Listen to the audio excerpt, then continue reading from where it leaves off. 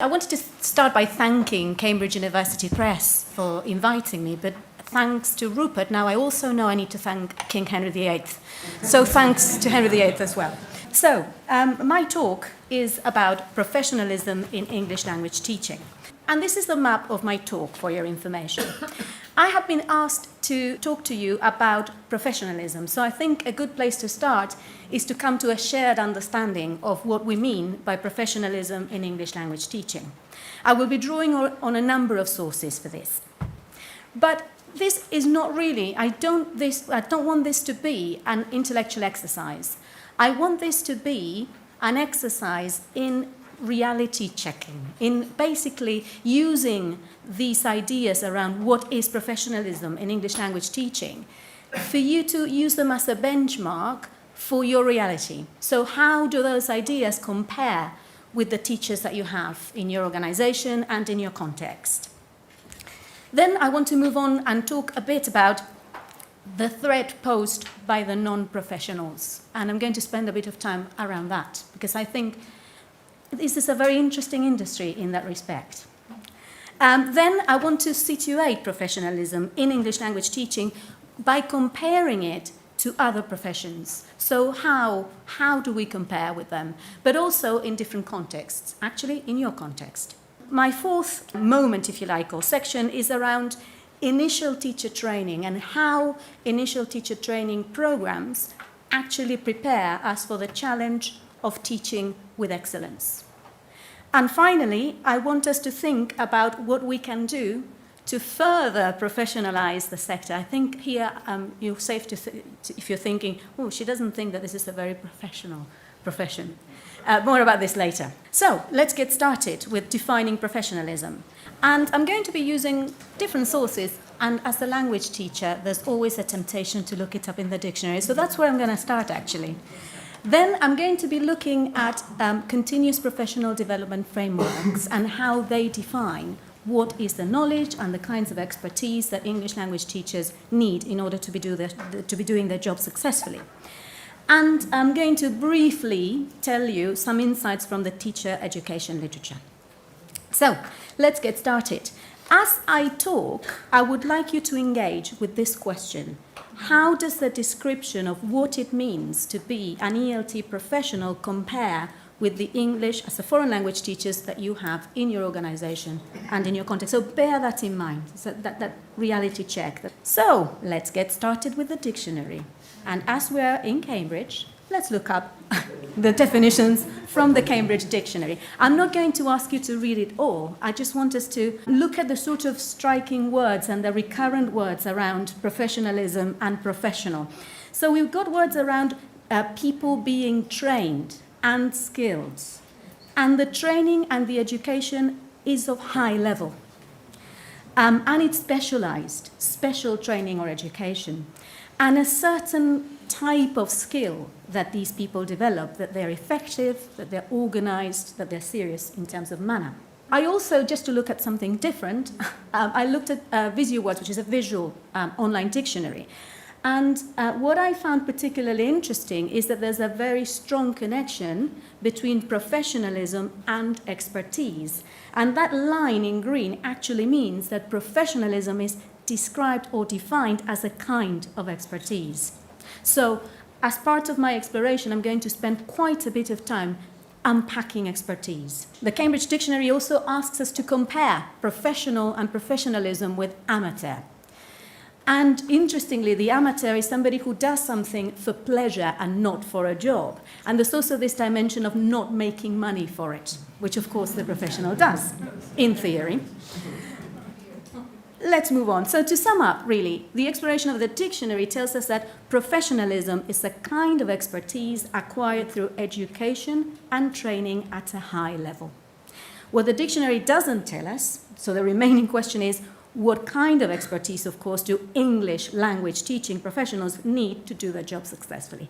And that's why I continued my exploration by looking at the continuous professional development frameworks. So I looked at three.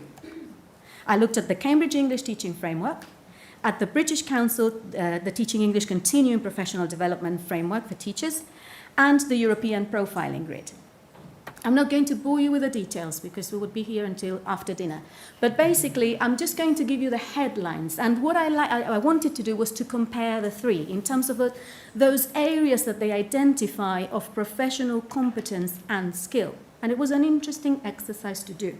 Comparing the three, I'm going to use a sort of RAG, red, amber, green system, to show you those areas that are mentioned across the three professional development frameworks. So there seems to be an agreement or a consensus that these are the areas of knowledge and expertise. Some areas mentioned in two of the frameworks and some areas mentioned in just the one framework. Don't worry, I'm not going to ask you to read all that. I'm going to summarize the green area, the area where the three frameworks seem to agree that these are the key areas of expertise. But interestingly, I was surprised that in the European profiling grid, there is nothing at headline level on the skills around understanding learners and learning, which I think in the 21st century is quite interesting.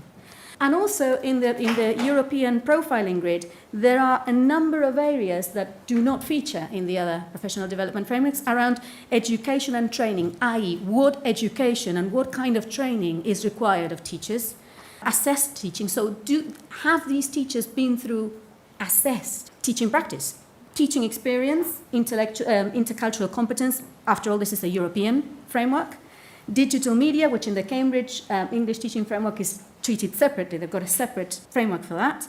And sort of the wider administrative tasks that teachers have to do. So those are the areas where there is no agreement. Now, to summarize the areas where the three frameworks seem to agree and there is consensus that these are the key areas of knowledge and expertise that teachers need to develop and have, the three of them agree that on an area around the teachers on language ability or proficiency and awareness. They call it different things, but they all agree that this is an important area, that teachers need to know their subject. There's also agreement around planning language learning, both at course level and at lesson level. So, of course, we need to know how to plan, don't we? An area of agreement around managing language learning, assessing language learning, and around professional development, either how you develop yourself, but also including things like values and professional conduct and ethics. If we look at them, they're all mostly practical, but they're all informed by formal knowledge. So, we've described professionalism in terms of dictionaries and the CPD frameworks. Now let's look briefly at what the teacher education literature has to say about this. For this, I'm going to look at four sources: Schulman in Borg, Maldres and Weddell, Diaz-Majoli, and Hattie. And some are within the field of second language teacher education, but I always like to look a bit beyond second language teaching. So I also looked at teacher education and educational research. So, in terms of the teacher, the knowledge and the expertise that teachers need to have, Schulman identified a number of areas. One, again, subject matter content knowledge. In other words, teachers need to know about English, and they need to speak English well. The second area is pedagogical content knowledge. Now, this means that teachers need to be able to transfer and to adapt and to organize their own knowledge of language to be able to make it amenable to learners. So it's how do I present what I know so that learners can learn it? The third area is around curriculum knowledge. In other words, knowing what the program that I'm teaching and the other programs that came before and come later, what do they include? What materials help me present that program? What other subjects my learners are learning? This is particularly relevant when we teach in the primary or secondary or further education sector or higher education sector. But also what's called vertical knowledge. So what comes first? What comes later? This is essential knowledge that every teacher should have. Of course, general pedagogic knowledge, learning how to teach. Not just English, but things like discipline and classroom management. Knowing my learners and knowing what they're like, knowing what helps them learn, knowing what the barriers are to learning, knowing where I work and knowing the characteristics of my workplace, and knowing why my students need to learn this. What is the ultimate goal of this program? So this is Schulman in Borg. Interestingly, Maldres and Weddell identify a completely different set, 3 different kinds of knowledge. Very simple. The first one they call knowing about. So knowing about the English language, knowing about the different systems, knowing about the different skills. But also fundamentally, a teacher needs to know how, needs to have skills, teaching skills, personal skills. And the third type, which is even more interesting in my opinion, is what they call knowing to. Now, knowing to is about knowing about and knowing how in the right place at the right time to support learning. So it's about this. It's about being in the moment, and it's about this kind of improvisatory, jazz-like decisions that teachers make. They can't make them without the knowledge how and the knowledge about. They just can't. Diaz-Maggioli quotes the Association for Professional Development in America, and they write a set of expectations of what a professional teacher should know and should be.